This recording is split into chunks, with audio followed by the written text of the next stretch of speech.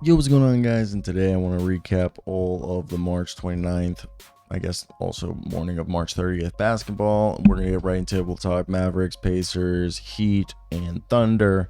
Just jump around however you see fit. Let's get right into it. These Dallas Mavericks are fun. I'm serious, guys. Like, I really do enjoy watching what they're able to do out here, especially with Luka Doncic and Kyrie Irving just taking turns being that offensive initiator, facilitator, creator, whatever you want to call it. It's really something that I feel like Luka has not had since that finals run where they did have Spencer Dinwiddie and Jalen Brunson. And we're just seeing how much Luka benefits from having not only Kyrie, but PJ Washington and the rest of these guys surrounding him on the floor. And in a game against the Sacramento Kings, which are a tough opponent, they were able to go, having Daniel Gafford, Derek Jones, and PJ Washington all have quieter games. And instead it was Kyrie and Luka combining for 56 points, taking turns. Kyrie was cooking in the fourth. You had Derek Lively who slammed up, but really, the rest of the team went quiet. Dante Exum had some defensive moments, but Tim Hardaway Jr. wasn't hitting anything. Clue had a couple threes that helped out there, but I really thought we got to see a Dallas team that looked just on ball and on top of things. And for a squad that shot 43% from the field. And the other thing, if you look at the NBA standings currently, Dallas is gearing up or putting themselves in prime position to, they're ahead of the Suns right now. They're on a 6-game win streak. They're 9-1 their last 10. They are scary. I've talked about this before. Outside of the Thunder and the Timberwolves and the Nuggets, those are the three teams that, we'll throw the Clippers in there, even though they've been shaky. They're the teams that people are expecting two of those teams to potentially be in the Western Conference Finals. I really do believe the Mavericks are a team that could be a team that says, excuse me, guys, we're here. And you need to watch the talent that they have here. So that's where I want to hear your guys' thoughts. What do you guys think of this Dallas Mavericks team? Am I a bit overexcited? I just think what we got to see was just a team that's playing very, very well. And, Dante Exum hitting that shot at the end of the game was huge. Kyrie having 30 points. It's the 6th straight win. And PJ Washington out there, even on nights where he's not scoring, we saw at the end, he was the one who connected the ball, got Exum set up for that wide open shot.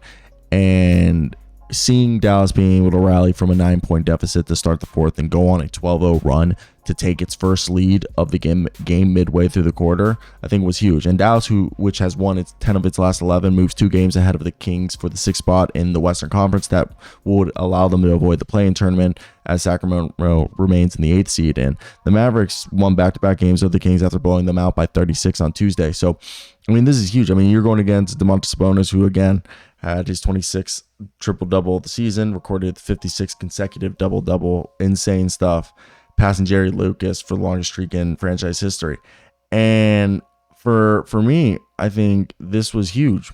It was a game that continues to show what they're doing. So I want to hear what you guys think, and if you guys are in agreement with me. I really do like this Dallas squad, and I think they're putting together a squad from having a center rotation in Lively and Gafford to then having Derek Jones Jr., Kleba, and the rest of the guys who are PJ Washington, Derek Jones, Kleba as this rotation. Then you have Josh Green, Exum, Tim Hardaway Jr. out on the wings, all right? And it gives you a lot of options out there when you're playing, working with that rotation. And that's before you even get to, and then you, of course, Derek Lively, Daniel Gafford, and then you have Kyrie and Luka obviously being the stars of the show, with Markieff Morris, Dwight Powell, Jaden Hardy, and AJ Lawson still waiting in the back. I think it's a really good thing they got. Pascal Siakam was phenomenal. Seriously, he was great. And this is a Pacers team that they need the wins. They need the wins. They all start to the year. They were fun. But over the last several weeks, and I know Tyrese Haliburton's working out of his struggle, they're 6-4 over the last 10, and they're the 6th seed. They're 2 games in front of the Heat. Specifically, actually 1 game in front of the Heat, but record-wise 2. and they're a game behind the Magic, 2 from the Knicks. So they're not in bad standing. And tonight, obviously, going against the Lakers with LeBron James, Rui Hachimura, Anthony Davis, and Austin Reeves all had double-digit scoring nights. They were able to force the Lakers to shoot 16% from the field. Siakam had 22 and 11 rebounds to have a double-double. He was helped by, Aaron Nesmith, and Miles Turner and Andrew Nembhard, who all came out and gave valiant efforts, even though Miles Turner couldn't hit the right side of a barn from three-point range. Tyrese Halliburton came out and had 21 points with 8 rebounds and 8 assists, and doing what needed to be done to help this team win games. And again, the pressure's on them to make the run, to push for a solid finish. And they shot 48% from the field. And, we got to see some Ben Shepherd, TJ McConnell, Obi Toppin, and Jalen Smith off the bench. And for Pacers fans, one of the things that you wish you would have saw is better rebounding. The Lakers were out rebounding them. And for a team that I think one of their biggest problems this year obviously has been defense, as this is a team that on the season is ranked 24th in defense compared to the second offense rating. Their defense has gotten better since the start of the season, but they are the third worst rebounding team in the league. Third worst rebounding team in the league. They get destroyed constantly on the glass. And I talk about this all the time. Being a good rebounding team allows you to demoralize your opponent due to the fact that you are physically imposing your will on them. And when you're not able to go ahead and just, pound the rock and be not pound the rock, but pound the boards and be the physically dominant team to demoralize your opponent, it doesn't happen. The reverse effect happens. And besides that, the second chance opportunities you miss out on, and the ability to have possession of the ball and reset the shot clock is just key, and things that they're missing out on. But I think as more and more time progresses, they're figuring it out, and they're looking like a team that could do some things that are pretty solid. And again, Pascal Siakam, Tyrese Halliburton combined for 43 points to get this night. And if anything, this is a team that has lost 9 straight postseason games and hasn't won a playoff series in a decade. But Rick Carlisle believes that this team is ready, and they're pushing their way into the playoffs and making sure that they can avoid the play-in. And they never trailed after the first 9 minutes of the game. So I think it was a good game. I want to hear your thoughts down below. The Miami Heat, guys, tonight they just told the Blazers, hey guys, we're going to beat you down. Scoot Henderson had a negative 58 box score, which is like the lowest in NBA history, something like that I saw. Absurd. And this is a team that's the 7th ranked defense, 22nd ranked offensive rating in the league. Thomas Bryant tonight, a guy who on the season, I think is playing like 5 minutes a game, it feels like. Thomas Bryant, to be exact, is playing 11 minutes. He's only appeared in 36 games. And he came out tonight. Let me just read you the stat lines for everybody. Nikola Jovic and Jimmy Butler each had 5 and 8 points. The rest, Bam Adebayo, 21 points and 12 rebounds. Patty Mills, 17 points, baby. Patty freaking Mills, baby. Terry Rozier, 22 and 6. Then you had yourself Haywood Highsmith, who had 20 points and 6 rebounds. 26 and 12 from freaking Thomas Bryant with 2 blocks and 2 steals. DeLon Wright had 5 points, while Jaime Jaquez had 12. Haywood Highsmith had 20. Caleb Martin had 3, and Jamal Cain had 3. It's pretty fun. It's cool to see, and it's really fun to see Patty Mills, so far as a, he's playing 17 minutes a night. He's came in, and I know his 3-point shot hasn't been, solid, but god dang, did they beat this team. Now they forced the Blazers to shoot 16%. That is insane. This was the largest margin of victory in the Miami Heat team history. As I said, Thomas Bryant had season high 26 points, Terry Rozier had 22, and Haywood Highsmith had 20. The second time in club history that 4 players had 20 or more points in a game. And they went on a 21-4 run to put them ahead of 50-29 in the second quarter, and they never looked back. And that team record broke a record that was 43 against the Clippers on December 29th, 1994, my apology. They had 43 assists tonight. The last time, that's the most since 94 when they had 41 assists. It's absurd. They made 21 of their 39 three-pointers. Complete all-around game. They set another record of assists and a half. It was absurd, and the lopsided margin allowed Spoelstra to rest Bam Adebayo and Jimmy Butler in the second half. And I just think it's awesome that they were able to do this. I mean, ridiculous game.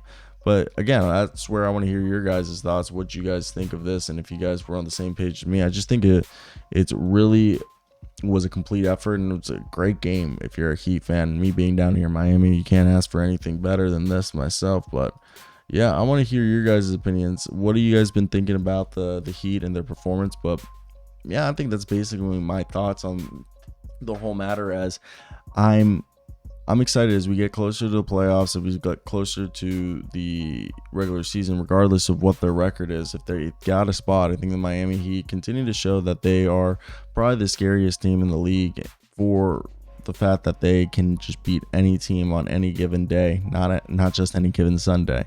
So I want to hear your thoughts in the comment section about the Miami Heat, if it's just me. I know a lot of people are going to hate me for this, but Josh Giddey's been a guy who's been fantastic over the last several weeks. So Josh Giddey's a guy on the season. Obviously, his scoring is down because of his new role. He's shooting 55% true shooting on the year, 4.5 assists, 6 rebounds, 2.5 points. 12.5 points on the season. But he's a guy that for March is averaging 16 points, 5 assists, 6.6 rebounds, while shooting 64.4% true shooting, meaning he's shooting 40% from 3 on 4 attempts a game, which he's making like 1.6, shooting 57% on 12 field goal attempts a game. And it's been amazing. I mean, he was talking about how his confidence is back, how he's playing better, how he's feeling smarter, and honestly that he was getting kind of his confidence shook and going into games judging how he did by if he was making his threes or not. And Josh Giddey's a facilitator, and Josh Giddey's a guy who I think they know that they need. And tonight, 23 points, 10 of 15. I just think it goes to show the guy that he's developing into and how impactful he is for this team. And for me, I think it's exciting to see what he's doing on the season. For me, I think that Josh Giddey is showing that he can be a facilitator, but also can be a shot creator for himself and for his teammates. He scored 23 points, and he's been able to do it for Shea. And he's averaged 12 points, but over the past 3 games, he's averaged 26 points. Past 3 games, he's averaged 26 points, guys. Yes, Josh Giddey's last 3 games is insane. And it's a testament to what he's been able to put together. 26 points, 7.5 rebounds, 7.7 rebounds, 5.7 assists. All right, while shooting like 70% from the field, it feels like, and being able he's put up 14 threes, and he said about 6 of them. So 14 divided by 6 is going to give us or 6 divided by 14, my apology, because I'm fucking stupid at math, but 42.8%. Again, super limited sample size. And Giddey said he struggled early in the season, as he struggled with shots. Teams sagged off of him and he said probably at first 50 or so games he was overthinking everything, and a lot of times when he would touch the ball, he would think too much about what he was doing, and it was hard to play that way. And he's now feeling free and comfortable again. He's made 65% of his field goals in the 3-game stretch, and that now he's kind of changed his mindset going into games that teams are going to leave him open, and he's going to punish them. He's going to make them pay and change their defensive scheme. And this has been an effort that's been awesome. And obviously it was a collective effort with Chet Holmgren at 20 points, and Jalen Williams, J-Dub, and Kassan Wallace each at 16. And with Alexander, the number 3 scorer in the entire NBA with 30.5 points, the Thunder still shot 56.4% from the field and made 16 of 30 of their 3-pointers. So I think this is an incredible thing that we're seeing. And they swept the season series against the Phoenix Suns.